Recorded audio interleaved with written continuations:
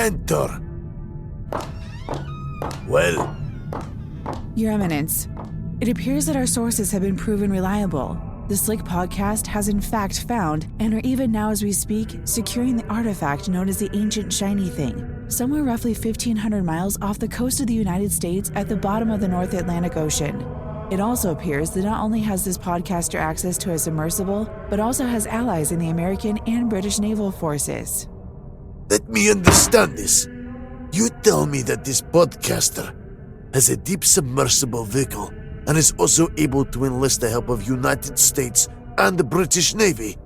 Ah! Is this what you are telling me? Yes, sir, that's exactly what I'm telling you. This new and exciting podcast also has friends in high places, namely the deep space cruiser Exchequer, currently commanded by Captain John Marshall, who, by the way, has just acquired the Black Knight satellite upon the request of this podcaster. Lastly, Your Eminence, I can also inform you that the Exchequer is taking out many of the satellites kindly launched by one of your subsidiaries. What do you mean a space cruiser also? This cannot be allowed to happen, regardless of listeners or subscribers to this slick podcast. The ancient artifact must be secured for our purposes, and our purposes alone. However, to hear of the fabled Black Knight satellite being captured gives me, shall we say, great joy.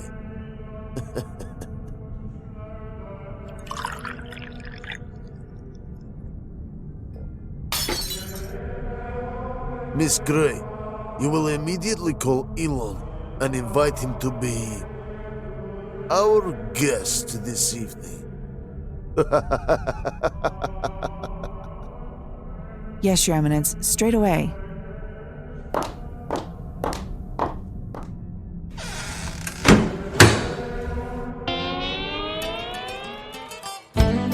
You have tuned in for a Slick podcast. I'm here to seek the truth. Live from Scotland around the UK. The one and only Slick podcast. Enjoy the show. Can I ask important questions? No matter how bizarre the truth might be. Tune in for Slick podcast. Keeping it real, keeping it groovy. Good morning, good evening, good afternoon, or a very good day to you when and wherever you're listening from. And a very warm welcome to the show. I'm your host, Simon Laurie King. Coming up on today's show, a returning guest from last year, Mark Frankland, from the locally situated Dumfries Emergency Food Aid charity, the First Base Agency. I've asked Mark back to the show to discuss the, as he put it last year, the perfect storm that's headed our way in the form of huge price rises in food and energy, and how this could and is going to affect us all. I can, in all honesty, not think of any valid, justifiable reason for the prices to skyrocket from where they already unreasonably are right now, in my opinion. I hear and read excuses as to the whys and wherefores, but they are just that, excuses. I also see the man in the expensive suit pointing to the graph and speaking in tongues, trying to explain and justify the mythical web that is finance. He's wearing a suit and speaks well, and those graphics look way too complicated for my own mortal comprehension, so he must know what he's talking about, right? Actually, in my opinion, once again, no. My opening statement now done, and without further delay, it's my absolute pleasure to welcome Mark Frankland back to the show. Yeah, thank you for having me on again. Much appreciated. Let's get the ball rolling on this one. The First Base Agency was set up nearly 20 years ago to help those who found it difficult to make ends meet when it comes to having enough food after paying the day-to-day costs of living. Back then. Here we are in 2022, and I've asked you to return to the show, Mark, and discuss the very unreasonable and, in my own opinion, immoral and despicable price rises that we all face, and how in return it has affected the charity's ability to function. Not forgetting that the crooked dealer hasn't finished showing his hand yet. No, not by a long way. Inflation is to rise from 5.5% that it was in January to almost 8% in April. Household energy bills will soar by hundreds of pounds, to say nothing of petrol and diesel prices seemingly defying gravity as they rise higher and higher. Your thoughts on that, please, Mark? Well, as you rightly say, we have been going quite a long time now, and without any shadow of a doubt, this is the most challenging few months coming up by a long, long way. I mean, it's just like, the word perfect storm springs to mind. It's extraordinary, all of the various things which are going on. And it's really quite impossible to see them not happening. Autumn, I think, could be a very, very bad time. And I still get the feeling that politicians, particularly those in Westminster, have got their heads stuck quite a long way in the sand. Certainly the Chancellor's efforts to alleviate the situation yesterday were pretty much pathetic as far as I'm concerned. So, yeah, it's scary, daunting, all those things. The price of food has also risen at an alarming rate of 4.4%. As an example of this, coffee was on average £2.77 a year ago. Now costs £3.06. Another example, margarine for 500 grams last January was £1.27 and now £1.84. At what point does the straw break the camel's back here, do you think? When will the first base agency, and I hope this never happens, be inundated with requests for help? Is there a point, do you think, in the future when the agency wouldn't be able to help everyone that asks for that much needed assistance? I think it's probably quite close. I mean, to look at sort of boring old statistics, really since the economic crash in 2008, nobody's real wages have gone up at all. If anything, our real wages have gone steadily down. And before the pandemic, we were seeing an increasing number of people, some working, some not working, but where the incomings just about by the skin of their teeth matched the outgoings. Often not quite. And if it was not quite, there'd be some money borrowed from parents, there'd be bills go on the credit cards. By one hook or by crook, people would just about stay afloat until something specific went wrong. An expensive MOT, a burst boiler, an ill pet. At which point, that would, a bill of 200, 300, 400 quid would completely break the bank, and the family would need to come to us. Roll that forward to now, and you think, how on earth are those families going to deal with, the inflation figure which we're talking, keep hearing on the news of 8%. You've got to remember that includes mortgages which haven't really gone up. So if you look at some, you rightly touch on some food items. I mean, I notice it because when we buy in for First Base, we don't shop at Waitrose. We buy the value range. And so 3 years ago, a tin of value spaghetti was 13 pence. That got jacked all the way up to 40 pence. And that's not 8% inflation. That's like 400% inflation or something ridiculous. And of course, the food prices we're seeing now have gone up considerably, but who knows where they're going? I mean, 25% of the world's wheat comes from the Ukraine and southern Russia. And it's really hard to see, how on earth are those guys going to get harvest in the ground, out of the ground, to the port? Will there be a port left? And you can't just take 25% of the world's wheat crop away and see anything but an absolute skyrocketing of prices. And of course, we've got the same thing, for our farmers at home, fertilizer. A few months ago, it's 200 quid a ton. It's now over 1,000 if you can buy it. You probably can't buy it because all the ingredients, as we know from the nightly news, they're coming out of Russia and Ukraine. So, we cannot begin to predict what the demand's going to be. All we do know is there are incredibly few people, you've got to go a long way up the income chain to meet people whose incomings leave them comfortably ahead of their outgoings. There's an awful lot of people who are living from month to month, paycheck to paycheck, and the paycheck before all of this wasn't quite cutting it. So where they're going to be come the autumn, when the real heavy power increases coming, the food increases coming, I don't know. I mean, it could be truly alarming. This interview today will not just be about the doom and gloom, though that is predominantly while we're talking. We'll try and chew the fat about maybe some answers, but just to rub salt into the wound, I'm not going to name who this is. This was said to me in confidence, but because the person knew that I was going to be interviewing you, they said, maybe you'd like to make Mark aware of this. So this person is currently paying £173 a month for their energy provider. Now, I'm guessing that's gas and electric. Their kindly supplier has said to them, fixed tariff for 2 years. Don't worry, I'm throwing that being sarcastic.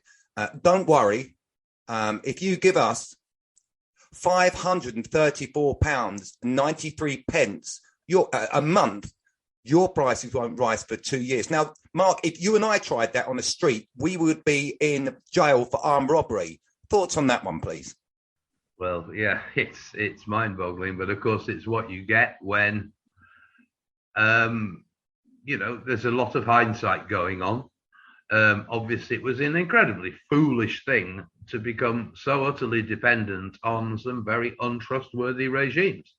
The last time we had all this was, of course, in the mid-70s, when we saw the real colour of the Saudi Arabians, when they jacked the prices up to huge levels. We're now seeing immense disruptions because of the war in Ukraine. Unfortunately, global prices, there is nothing, I mean, no government can do anything about global prices. They can try, but it doesn't tend to work. And so what we're struggling with here, they're struggling with in America. There's rolling blackouts across China. It is a global thing which no one can do anything about. The one thing which, from a personal point of view, really drives me completely bloody mad is the fact that Scotland is 97.8% self-sufficient in electricity from our renewable energy. And if we'd only voted yes in 2014, we'd be the best placed country on God's green earth right now. Instead, every single kilowatt of that gets sent down the pylons, and we get the privilege of buying it back at whatever it is, 30, 40, 50p a kilowatt. But yeah, I can't see what anyone really can do about these power prices. Britain is a relatively small country. There's many, many bigger and more powerful countries than us who are suffering hugely from it.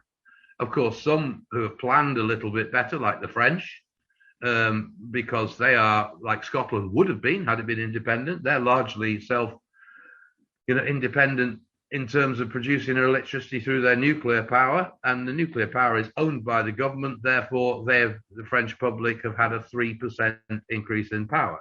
Our kind of Wild West, sell it all off, privatize everything, give it to corporations, most of which, of our power companies, they're not British. We're just an investment from various foreign countries. Obviously EDF in France puts the price at 3%. EDF here puts it up 30, 40%. And there's really nothing that can be done about it, unfortunately. I've not got any great understanding of the energy market. It's misunderstood. I would disagree with you on only one point, that nobody could do something about it. I mean, we as the people probably can't, but this is not a natural occurrence. Like it's raining, no one can do anything about it. If we offer up gold and precious metals and stones, once that hits the ground, it will still be raining. But this is a man-made problem. And when it comes to politicians deciding we should just sell that off, they need to remember that we, the people, supposedly have the power. I suppose now we probably don't.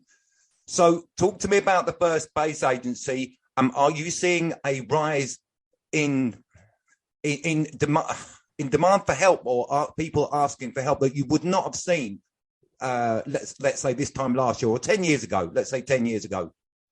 Yeah, well, certainly compared to 10 years ago, yes. I mean, obviously, it's quite strange for us because in the last year before the pandemic, we gave out 6,000 food parcels, and that was more or less the level we'd been handing out since since the crash in 2008. Then in the first year of the pandemic, things just went absolutely crazy, and we gave out 23,000 food parcels. As the pandemic has eased, then demand has eased, and I guess this most recent year it'll be nearer 16, 17,000, 18,000, something like that. So in a way, it feels like we're quieting down a bit because the first year of lockdown was just so incredibly demanding. Now it's a strange time because I think, everything is just over the horizon. Obviously, there's some significant energy increases going through at the moment, but it's spring. The weather's warmed up, so people can switch their heating off, and hopefully they'll be able to keep it off for several months. The real crunch, which would appear to me to be coming, is the autumn, when there's going to be another round of power rises, when the impact of all that missing Russian and Ukrainian wheat starts to really be felt, when the impact of farmers, probably a lot of grain farmers are going to just take a crop without fertilizing it. If it's £1,000 a ton, who can blame them?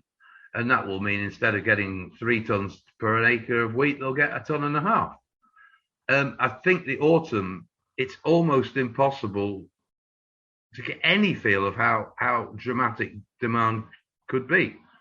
But if everyone's incomings are basically going to go up by 10-15%, outgoings are going up by 10-15%, and the wages don't go up or the benefits don't go up, how do you bridge the gap? There's really virtually nothing anyone can do to get help with their power bills. And so all of the focus then goes on where you can get help, which is food. And there is this, network of thousands of food banks right across the country now, where people think, well, I'll have to start using the food bank. I can't afford both. How many people that be? How big the demand will be? I learned a big lesson a few years ago when we went across to Athens at the height of the Eurozone crisis, visited a few of the food banks there, and what they were doing was just absolutely extraordinary. They were basically feeding 2.5% of the population on a permanent basis. And at that time, we were handing out about 100 food parcels a week from first base. And I worked out if we were to have to go and meet an Athens level of demand for the population of the area we try and support, we would have to go up to 2,500, 3,000 parcels a week.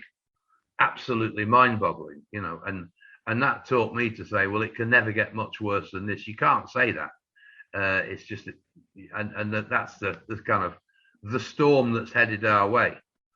And I really think politicians are not yet facing up to just how bad that's going to be. No, I agree with you. I think I said in the last interview that the food banks is not a sexy subject when everybody was demanding photos of football players and movie stars that had been found guilty of infidelity, and they're wearing this latest fashionable shirt. The hungry still went unobserved, and the food banks and work that you do wasn't really worth a news story. However, Mark, what happens when, and I suspect it, as you quite rightly pointed out, in the autumn time, when really the wolf will come to the door, the charitable donations from people that they might think that I need to keep this tin of beans or tin of soup or £5 a month or £5 a week that I normally give to the first base. And I'm not trying to be a doomsayer, just a realist here. What happens then? Oh, you're absolutely correct. I mean, that's inevitable. I mean, the other thing which is of great concern, during the pandemic, all kinds of different food projects popped up. And many of them are based around, there's a very large charity called FareShare, who basically supermarkets will send FareShare the stuff which has gone close to its sell by date, is slightly wrongly packaged, is out of shape, whatever that may be. And then FareShare distribute that around to various food projects around the country. And we're already seeing, that FareShare is getting less and less stuff because, essentially what will happen is more and more people will gather at the supermarket at 7:30 in the evening, waiting for that supermarket to put the stuff out which is going to go beyond its sell-by date that day, and they'll reduce something from 2 quid to 20p. Now, at the moment, there's not enough people to take all that stuff, and so quite a lot of it goes to Fair Share or to food banks, who then will take that and distribute it. I don't think there'll be much come the autumn, because there will be people who are in such a difficult financial situation. That's what they'll do every night. They'll go to the supermarket hoping to pick up those bargains. And that will mean a lot of these food projects, which rely on that as their source of food, suddenly won't be able to meet demand.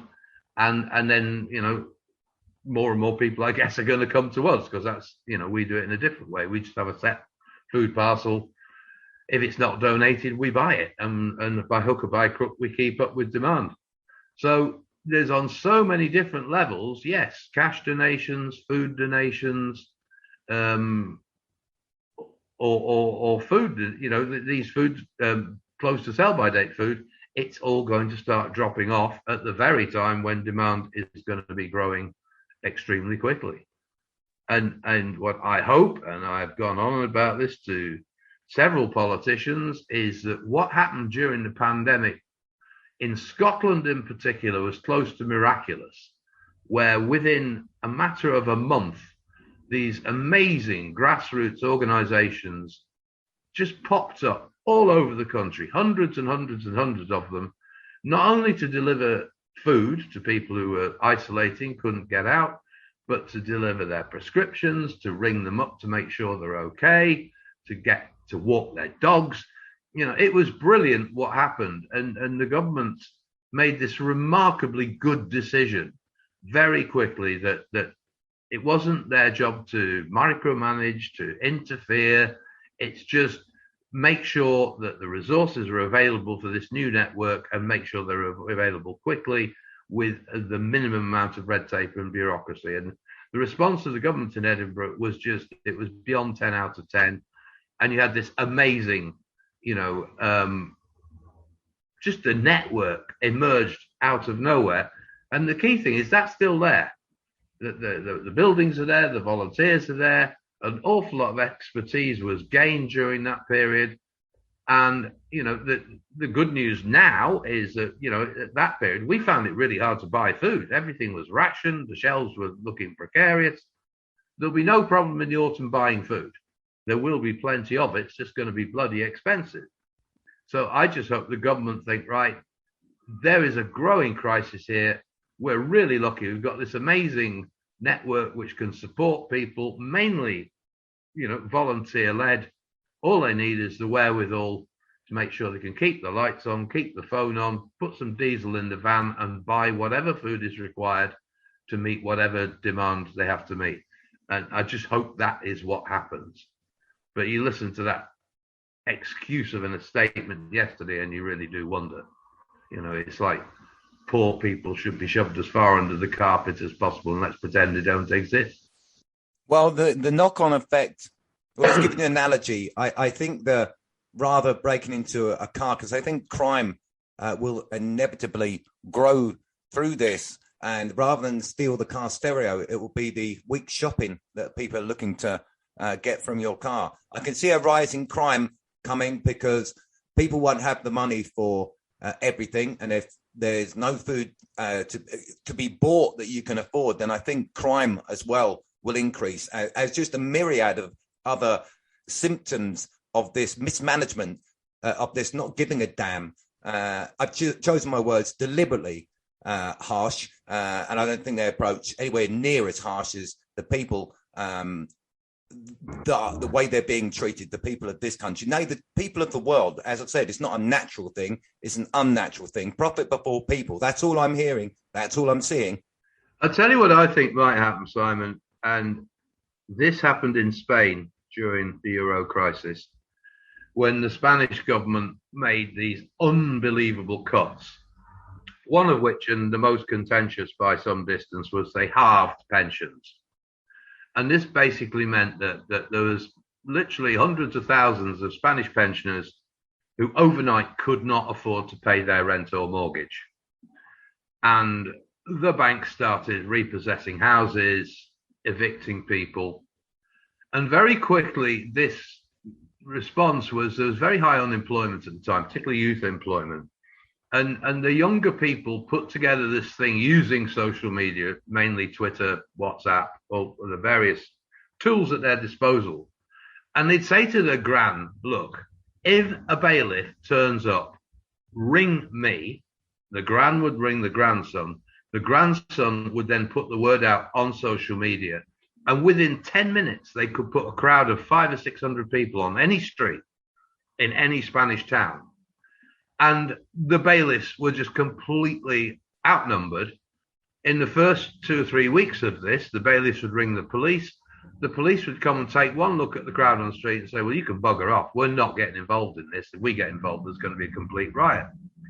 And essentially, within a couple of months, banks could not evict anyone. They could not repossess anything. Now, when we look at the three key things we've got to spend our money on, you need a roof over your head, you need something to eat, you need some heat and light. The food for your belly and the heat and light are going to go up loads in price, and there's really nothing you can do about that. As I touched on before, these are global, huge issues, which, for our small island, it's just a tidal wave which is going to wash over us. The rent and the mortgage is different. And I can see a rent strike spreading very quickly, a mortgage paying strike spreading very quickly, at which point there are not nearly enough either bailiffs or policemen to stop that. And if people see that people are just stopping paying the rent, think, well, I can do that as well. And in a way, that could end up being quite a good thing, because the consequence of that would be an absolute collapse in housing prices. And to be honest, that's what our country needs above almost everything else. I mean, the house prices in Britain are idiotic. The rule of thumb is supposed to be the average house is 3.5 times the average wage, which means that the average house should be about 80 grand. That's what it was when I was 25 years old. That ratio held for many, many years until the sort of casino bankers inflated the housing market just to these stupid levels. The average house price now is close to 230,000. It's getting off for 10 times the average wage. So that's, in terms of criminality, that for me could be the big one, because most of these people who will having to be choosing between heating and eating, if they take out the mortgage payments or the rent, they can heat and they can eat.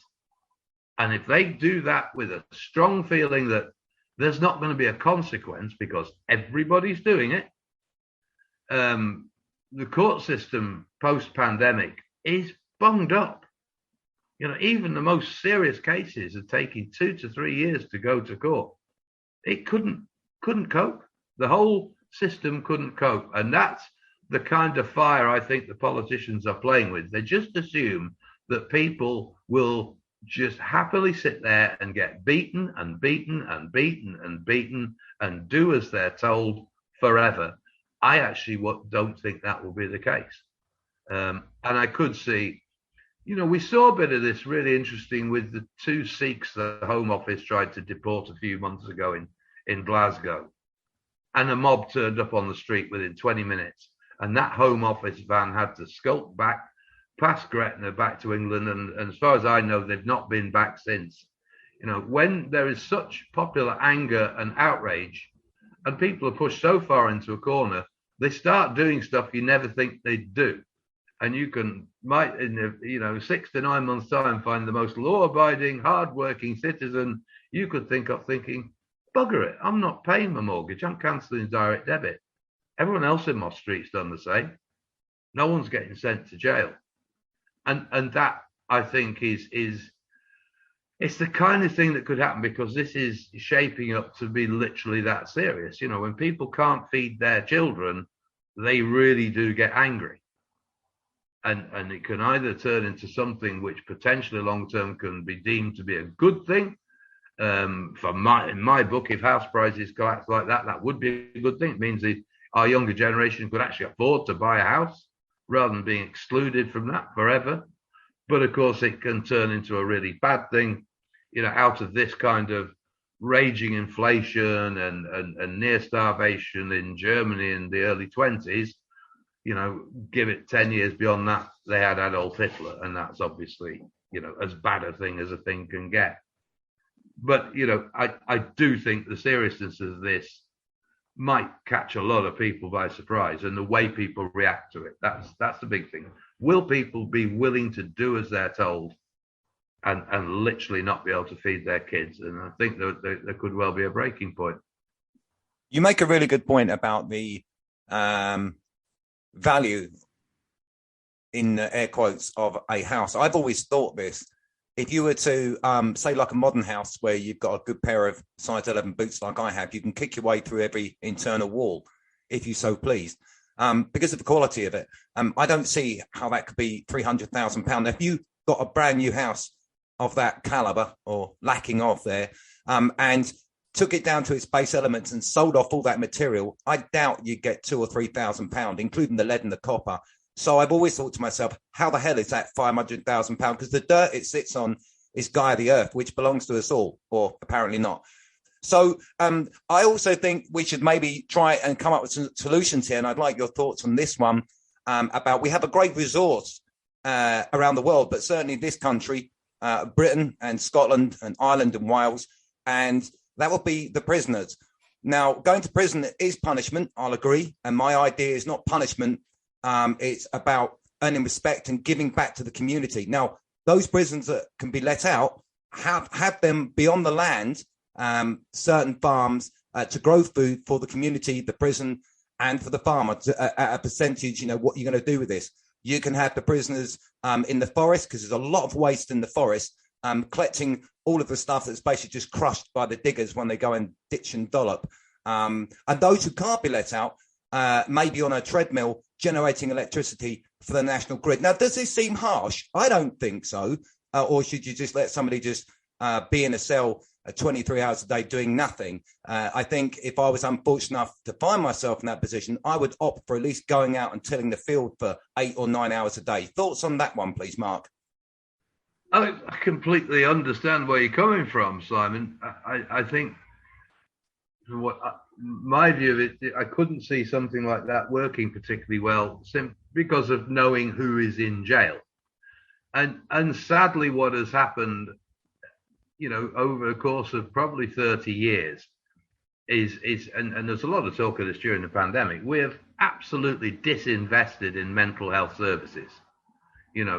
Any kind of residential mental health treatment is almost non-existent now.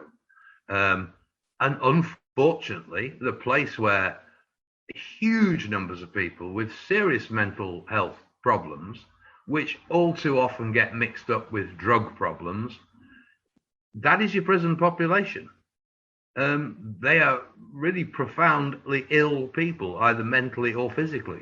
The sort of image we have of the young, fit lad who's just taken a few wrong turns and wound up in prison, they're a real minority.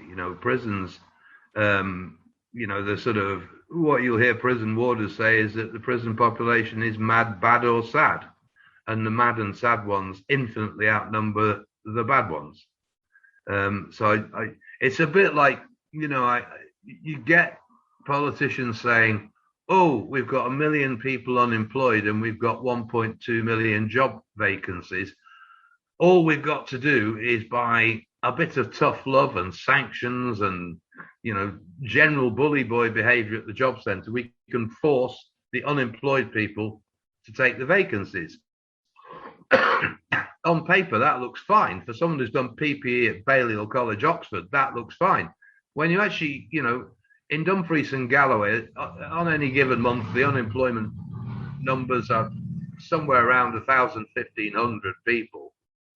And at the same time, at any given month, people on the methadone program are 1,000 to 1,500. Those two sets of people are related. And any number of the people on the methadone program also have major mental health problems, which probably led them to using the heroin and then being put on methadone. But if they've been in that kind of lifestyle for 20 years or so, their physical health is gone. They really, it sounds incredibly negative to say there's people who couldn't do so much as an hour's worth of a job but there's an awful lot who can't. You know, we talk about them now. There's this horrible phrase where they're called the train spotting generation. That's why the death rate for drugs is so high. It's not young people dying of their first hit of heroin, as it might have been in the 90s, early noughties. It's now people whose bodies are wrecked by decades worth of serious drug use and abuse. And so and a lot of these people are the ones who are going to be hit incredibly hard by the fact that benefits or their income is basically frozen at a time when everything's going to go up in price. So yeah, the prison one, in theory, you know, that would be fine, but in practice, the number of prisoners who would actually be physically able to do a shift in the fields is probably very, very low. Because I think we should do something, you know, green and pleasant land that this is. Do you have any thoughts on what? I'm sure you can't come up with an idea to stop this, you know, unless we could come up with a pill to stop greed. So if you had a blank check, or everybody turned to you and say, so what do we do now? How can we work with what we've got? What would Mark do? No magic wand, no magic wand, but be as fantastic as you want on this one. Yeah, I mean, realistically, short term, there is no other solution than the government providing the cash for that shortfall, which people can't meet. You know, they obviously hate the idea of doing it, but they categorically proved during the pandemic that it can be done. And I think they have to. Obviously, the consequences of not bailing people out in the pandemic would have been catastrophic if there'd been no furlough scheme. If they, you know, all the various massive interventions had not happened, then yes, endless businesses would have gone bankrupt. The unemployment level would have been through the roof. It would have been a catastrophe. And they really, really want that to be all over. Unfortunately, you know, with everything that's happening right now, means it isn't all over. You know, there's another disaster coming down the tracks, and the only answer to it is money. Now, they either find ways of giving people who have not got enough money to be able to keep body and soul together, or at the very least, they've got to look at organizations like ourselves and think, well, we've got to make sure if there's a queue all the way down Buccleuch Street, people needing food, first base has got to be in a position to buy enough food to give them. And as you said earlier, that's probably not going to come from public donations. That's going to have to come from the public purse. Going forward, you know, if you take a longer term view, obviously a country, particularly a country like Scotland, I mean, we are self-sufficient in power. That is what's so incredibly annoying. You know, we are actually self-sufficient in power right now. If we, and you know, we have this great problem here where all matters pertaining to the national grid is reserved to Westminster. So if we were to tap into that extraordinary tidal energy, which is available out near Orkney, and put a connector to the mainland, I mean, the amount of power that could produce is eye-watering, but we're not allowed to do it. So, you know, in the medium term, Scotland could become comfortably self-sufficient in power. And of course, what we have is a very large geographical landmass with an extraordinarily low population. You know, for 5 million people to have all of this land at our disposal is wasteful. You know, but we're also a very quickly aging population. So the obvious answer, you know, I often liken it Scotland, you know, a potentially independent Scotland would be a bit like America in the 19th century, where what we could really then do with is lots of young, very, very ambitious immigrants who want to become new Scots, to make Scots their home, and to start exploiting the extraordinary resources we've got. And you know, if you just look at the part of the world where there are lots of very young, ambitious people, of course, that is Africa. If you wanted, you know, to have these very, very ambitious young Africans turn up and say, we'll give you 5 acres, just imagine the amount of food they would produce off that 5 acres. These are farmers. These are people who know how to get a crop out of very tough conditions. You'll never ever have that, because the modern way, they never had this in America in the 19th century, but now we just have, you know, or the Westminster government is determined to build walls as high as possible and leave us all to get older and older and older until there's no one left to do anything. But those would be 2 long-term ways of solving these problems of food and power. And in Scotland, yeah, we're really lucky. They are solvable if we're only given the responsibility, if you like, to find those solutions.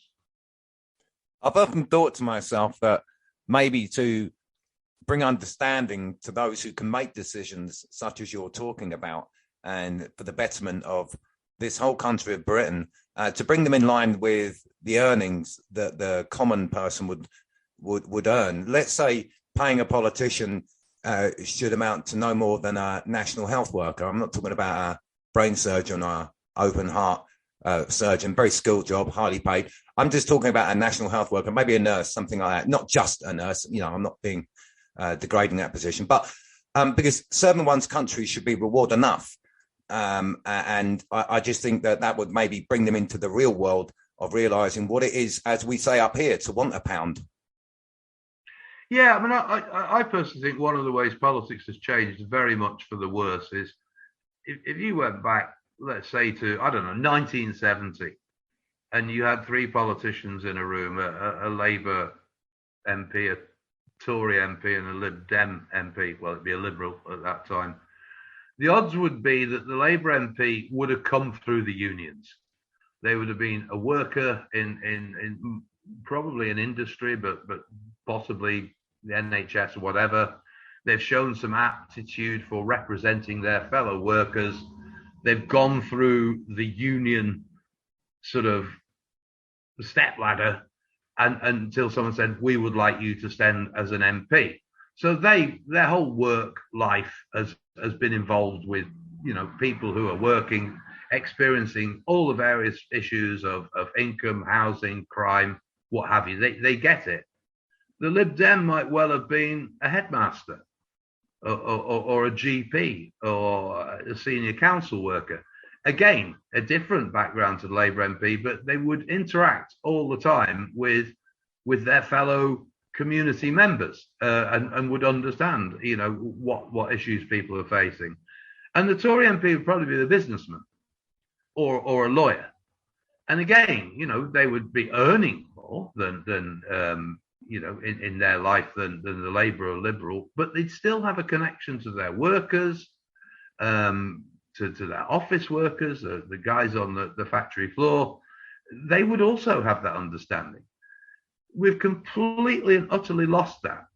And your average MP, no matter what party they come from now, will go to university, study politics in some degree or another. They'll almost invariably have to come from a family who can then support them when they've got their degree to do unpaid work in the office of an MP, as a you know, starting off as a lackey, becoming a special advisor, and then once they've become embedded in their party as a special advisor, they then get offered a seat to contest, and they become an MP. And they really get to, you know, 35, 40 years old, they have never remotely rubbed shoulders with anyone in the so-called real world. And they're just completely detached. And that's where, you know, you can have these, you just listen to something like that yesterday and think, you just don't get it. You know, to go on and on and on about 5p off a litre. What about people who don't have a car? What about people who never in a million years could dream of having a car? You know, don't make out to them that 5p off a litre is some great thing. But then they don't see, they can't imagine anyone not having a car in the circles they work in. And it's a bit like the food campaign, her name slips my mind. She made a really good point when she, she is a single mum struggling like mad on benefits and also an extremely good chef. And she started posting online different recipes, healthy food on the ultimate budget. And because she's been doing that for about 10 years, she's watched the price increases on the basics. So your cheapest bag of pasta has gone from 20p all the way up to 90p. And on that sort of basic she was using, the average increase over the last 10 years is 450%. But for a one-person ready meal lasagna in Waitrose in 2010 was £7. And for a one-person ready meal lasagna in Waitrose in 2022, it's still £7. If it had gone up the same as everything else, it'd be now 30 odd quid. And people would say, oh my God, it's 30 odd quid for a ready meal lasagna.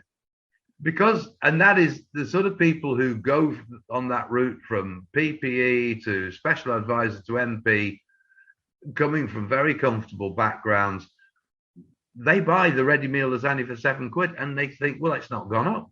What's all this fuss about? The stuff they're buying hasn't gone up particularly. And they don't know anyone who goes into Tesco to buy a 13p tin of spaghetti and some value bread and give that to the kids for tea. So I think that kind of detachment, if only, could encourage people with a great deal of life experience, no matter almost wherever it is, to, 50, 55 years old, think, right now I'll run to be an MP and take that experience with them. I mean, I find it really interesting whenever I listen to Philippa Whitford, who obviously is an SNP MP and has been a breast cancer surgeon for many, many years and is now, an SNP MP down at Westminster. And her door gets knocked all the time, not just by SNP MPs, but by Tories, Labour, Lib Dems, Greens. Everyone goes to Philippa because she is there's only out of 650 MPs, there's only three doctors. That's it. And so she's almost like a citizen's advice for MPs who need answers on how does the NHS work, etc. When they've got a question for a constituent, they go to Philippa. And it just shows the dearth of people with real life experience in Parliament is one of the reasons why such poor decisions get made. In my view, the disassociation is breathtaking, to be honest with you, and it really does bring to mind how incompetent the captains are of this ship heading into the storm. It's like, we're on a rusty hulk and it's, we're all on the pumps 24 hours a day, but then the captain turns around and said, look, don't worry, we've had the kitchen all done out. Doesn't it look lovely? So, Mark, before we wrap up, tell us how we can help the First Base Agency. We've had enough doom and gloom. No, we've had enough fact. I've tried to offer solutions, but we just have to weather this storm that comes. And I'd like you to consider coming back onto the show sometime. But tell us how we can help, Mark. Well, all around Dumfries and Galloway, there are various places where, there are collection boxes for First Base. And so every tin of beans helps. Similarly, a lot of people go onto our Just Giving page, which isn't too hard to find. First Base in Google will take you to it. And, any financial donation, again, is a lifeline. And thankfully, the community are just incredibly supportive. And I just hope that will continue to be the case. I would also say to my listeners abroad and also anywhere on this island of ours, considering going out on a Friday night, having a few beers, good on you. But if you're going to go and get that pizza or kebab or fish and chips, maybe just for once or once a month, consider donating that money wherever you are in the world to a charity that helps people feed themselves and their children. Just once a month, maybe, because that would be amazing if you could do that. Yeah, I'd just say go to Google, type in the First Base Agency Dumfries, and our Just Giving page will be one of the hits. Mark Frankland, thank you. Yeah, my great pleasure, Simon. And more than happy to come back and tell you how it all turns out at a later date.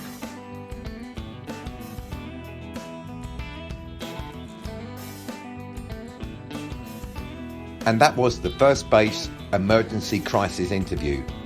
Right off the bat, I'll tell you, I'm worried for our society. What effects will these, in my opinion, completely unjustified cost of living rises have on our morals and in the subsequent future structure that we call everyday life? After I recorded this interview, a friend sent me his energy provider's demand for continuity of service, pre-price of £230 a month, and now £387. Some of these higher price rises are what a lot of people would pay for a mortgage, or at least approaching that. Heat, food and light is a basic human right, not a privilege to be sold to those who have and exclude those who have not. With these price rises, and I'm guessing more to come, if price rises continue to skyrocket that is, how could parents sleep when their children sob hungrily? When will we see religious leaders or true caring people from politics make a meaningful, justified stand and point out the wrong that is being done in the name of profit? Surely there are still good people of influence to put a stop to this deliberate return to the medieval and all that time encompassed. Remember, the rise in the cost of living is not natural, nor is it the will of Mr. and Mrs. God, or however the creators appear to you. This, my friends, is greed in its purest form, uncaring, ugly and foul. Again, I'll remind you that as a species we should be so much more than we are today. On another note, last week's show I was talking to Hope and Tivan from Fix the World project. It was mentioned that affiliate link is on the show notes. Anyone that buys any organ energy products from them through this link will earn this podcast money. I earned $14.50, which equates to around £10.50 British pounds sterling, I think. An easy decision is to pass that money and any money earned from that link to the First Base Emergency Food Aid charity. I think it's the right thing to do. So if you're going to shop at Hope and Tivan's Fix the World site, I'd appreciate if you consider using the link. I'd like to thank Mark for his time today, and to you, my dear listeners, for attending this cast. If you enjoyed this week's show, give it a like and consider subscribing also, if you be so kind. Leave a comment below or send the show an email, theslkpodcast@gmail.com. It would be great to hear from you. But either way, please, keep them kind.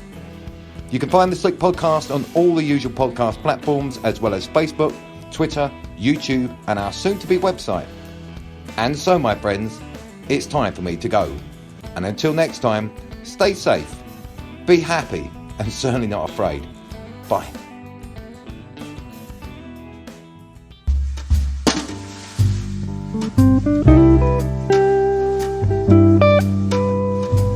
Slick Podcast. Keeping it real and always keeping it groovy.